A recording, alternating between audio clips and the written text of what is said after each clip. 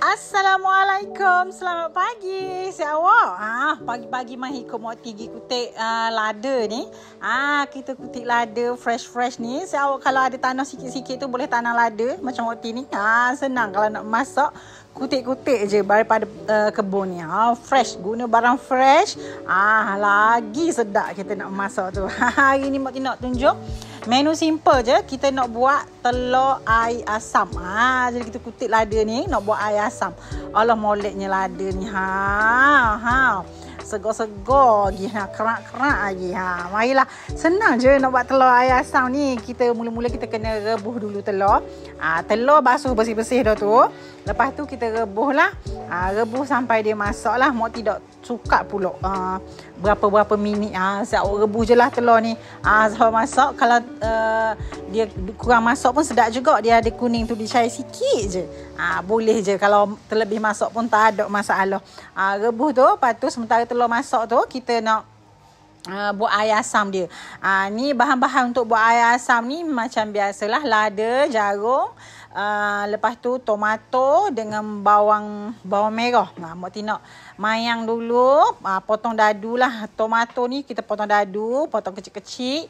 Kita nak bubuh dalam air asam tu gigi. Potong gini. Potong kecil-kecil gini. Lepas tu kita nak potong bawang merah. Guna bawang merah lagi sedap lah. Kalau tak ada bawang merah, boleh je guna bawang besar juga. Mayang halu-halu. Lepas tu lada jagung. Mayang juga halu-halu. Ni asam Jawa lah. Dengan belacan sikit. Kita nak buat air asam. Kena asam Jawa lah. Mak bubuh dengan air panas tu. Buah dengan air panas. Lepas tu tunggu disuam sikit. Janganlah gaul masa tengah panas-panas tu. Tunggu disuam sikit. Lepas tu barulah ni kenyek. Guna hak ada biji gini ni. Leceh sikit tapi lagi puas hati lah.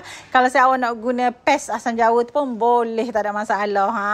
Sudah masak dah, rebus dah telur tu. Koyak-koyak. Lepas tu kita belah dua. Belah dua. Lepas tu kita nak buat air asam ni. Cuah dalam mangkuk. Air asam Jawa kita perah dah tadi.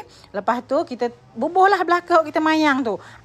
Bawang merah, lada jagung dengan tomato. Tuang je belakang dalam tu. Kita nak penyek-penyek pun boleh. Nak letak gitu saja pun boleh. Tak ada masalah. Bubuhlah perasa. Garam, gula, ajinomoto sikit. Lepas tu gaul biar dia rata. Rasalah kita nak kena ada berasa masam manis dia tu. Lepas tu kita perah dengan limau nipis. Kalau nak guna limau kasturi ke lemon ke boleh, tak ada masalah. Ikutlah menapa-menapa yang ada tu. Mau perah limau nipis.